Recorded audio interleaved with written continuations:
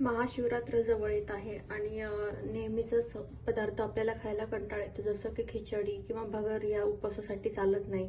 तर आज आपण एक आगळा वेगळा असा पदार्थ बघणार आहोत जे की रताळ्यापासून बनवतात.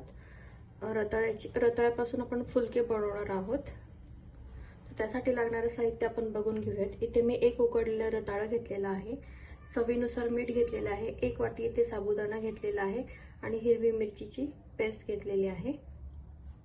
तर चला आपण रेसिपीला सुरुवात करूया. तर इथे कढई घेतलेली आहे आणि आपण इथे 1 वाटी साबुदाणा घेतलेला आहे. हा आता आपण छान भाजून घेणार आहोत.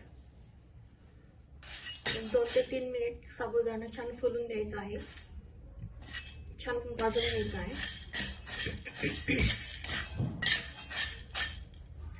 साबुदाणा भाजला की छान हलका फुलका होतो आणि त्याची पावडरही लगेच होते. त्यामुळे हा 2 ते 3 मिनिट छान भाजून घ्यायचा आहे फुलेपर्यंत.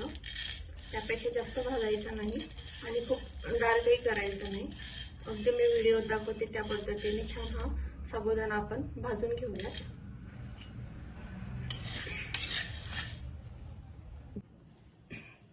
साबुदाणा आपण इथे प्लेटमध्ये छान काढून घेतलेला आहे. 2 मिनिट आपण याला थंड करून घेऊया. तोपर्यंत आपण पुढची तयारी करून घेऊयात. इथे आपण एक रताळं छान उकडून घेतलेलं होतं, तर आता आपण याच्यावरची सालं छान काढून घेऊयात. आपण आज रताळ्यापासून पराठा किंवा फुलका बनवू शकता तुम्ही, ते याची रेसिपी बघत आहोत. तर रताळ्यावरचं साल पूर्ण असं काढून घ्यायचं आहे. नेहमी तेच खिचडी पदार्थ खाऊन कंटाळा आला असेल तर ही वेगळी अशी रेसिपी नक्की ट्राय करा. खूप हेल्दी आहे, पौष्टिक आहे आणि खूप पोटभरीचंही आहे. महाशिवरात्र उपवासाला अगदी तुमचं पोट भरल्यासारखं राहील.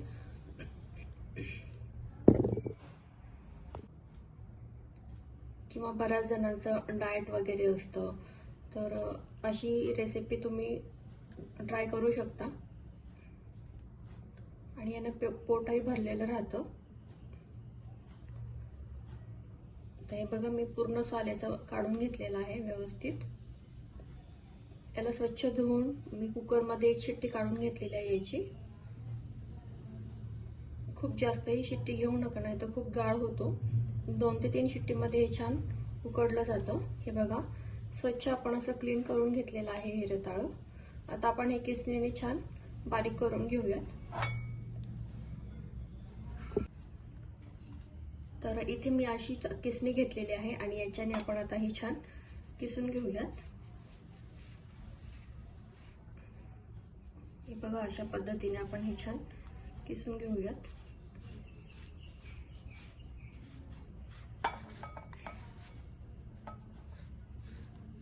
रताळे निवडताना कसे निवडायचे, अगदी जे लांब सडक असतात असे छोटे छोटे रताळे घेतले नाही घ्यायचे. जे मोठे मोठे असतात लांब सडक वगैरे असे रताळे बघून घ्यायचे, जे चवीलाही छान लागतात आणि मस्त लागतात ते रताळे. तर आपण हे छान असं बारीक करून घेऊयात. हे बघा,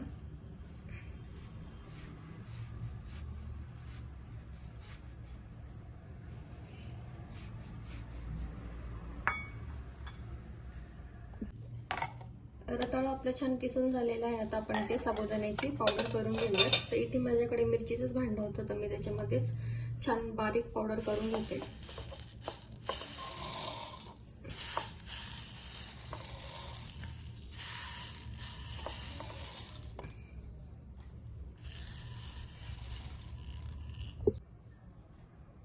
तर साबुदाणा आपण इथे छान बारीक दळून घेतलेला आहे मिक्सरमध्ये. आता आपण हा तळून घेऊयात. जे मोठं मोठं असेल ते साईडला होईल आणि आपल्याला फाईन असं पीठ भेटेल, जे पराठे करण्यामध्ये मध्ये आपल्याला त्रास होणार नाही त्याचा. त्यामुळे पीठ असं साबुदाण्याचं तळून घ्यायचं आहे, म्हणजे छान असं बारीक पीठ भेटतं आपल्याला. हे बघा,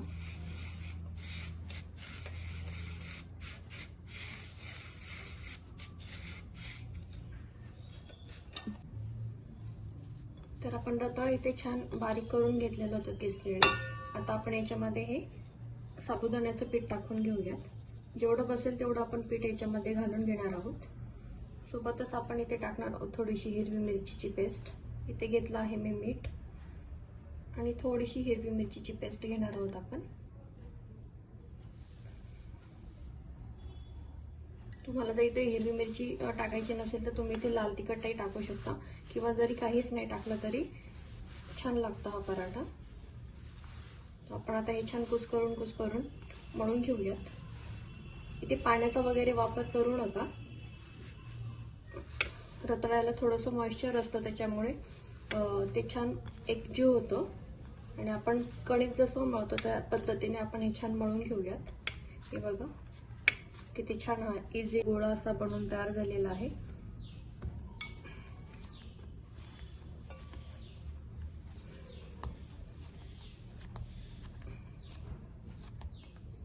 हे बघा अगदी छान आपले इथे पीठ हे कणिक भिजवून तयार झालेलं आहे. आपण 2 मिनिटासाठी हे ठेवून घेऊया, म्हणजे छान मिसळून येईल. तर 5 मिनिट झालेले आहे. आपलं पीठ इथे छान सेट झालेले आहे. आता आपण याचे पराठे करून घेऊयात, किंवा फुलके म्हणू शकता तुम्ही. उपवासाचा फुलका असंही म्हणू शकता. तसं पीठ आपण छान हातावरती घ्यायचं आहे. हे बघा असं, आणि हे छान प्लेन करून घ्यायचं आहे व्यवस्थित. याला छान असं मळून घ्यायचं, म्हणजे याचा छान गोळा होतो, याला क्रॅक्स जात नाही. आणि आपण हे बिना तेलाचं तुपाचं असं छान भाजून घेणार आहोत. ऑइल फ्री रेसिपी आपण आज बघतोय. तर हे असं छान दाबून घ्यायचं व्यवस्थित. आणि इथे मी जे मगाशी साबुदाणा दळला होता त्याच्यातलंच थोडंसं पीठ मी इथे लावण्यासाठी ठेवलेलं आहे. असं आपण थोडंसं लावून घेऊयात. आणि इथे छान आपण असं याचा फुलका लाटून घेऊयात.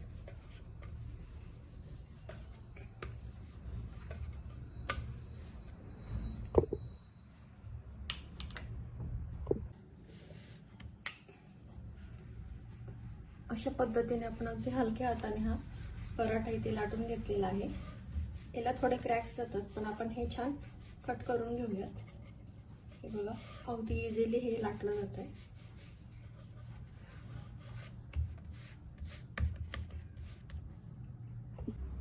आपला पराठा छान लाटून झालेला आहे, तुम्ही बघू शकता.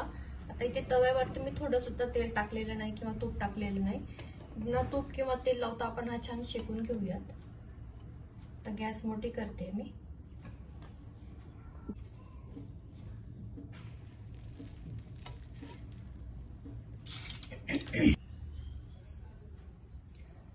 किती मऊ लुसलुशीत आपले हे इथे पराठे फुलके बनवून तयार झालेले आहे. तुम्ही बघू शकता. खूप वेळही लागत नाही. अगदी कमी साहित्यामध्ये आपले हे पराठे छान इथे बनवून तयार झालेले आहेत. महाशिवरात्रीचा उपवास करायचा म्हणला की थोडंसं पोट भरेल असं काहीतरी आपल्याला हवं असतं, तर त्यासाठी हा छान असा ऑप्शन मी तुमच्यासाठी घेऊन आलेली आहे. अगदी कमी साहित्यात मोजक्या प्रमाणात हे आपलं बनवून तयार होतात.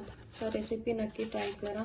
खूप हलके फुलके हे असतात पराठे, पचायलाही अगदी हलके फुलके असतात आणि बनवायलाही खूप वेळ लागत नाही. तर ही रेसिपी नक्की ट्राय करा. नेहमीचीच खिचडी खाऊन जर कंटाळा आला असेल, काही वेगळं खायचं असेल, तर उपवासाला ही रेसिपी नक्की ट्राय करून बघा. अगदी मऊ लुसलुशीत होतात बघा. अगदी आहे असं होतं हे.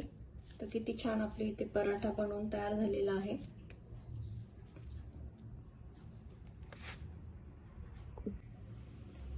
कशी वाटली तुम्हाला ही रताळ्याची पराठ्याची रेसिपी मला कमेंटमध्ये सांगायला विसरू नका. आणि रेसिपी नक्की ट्राय करा.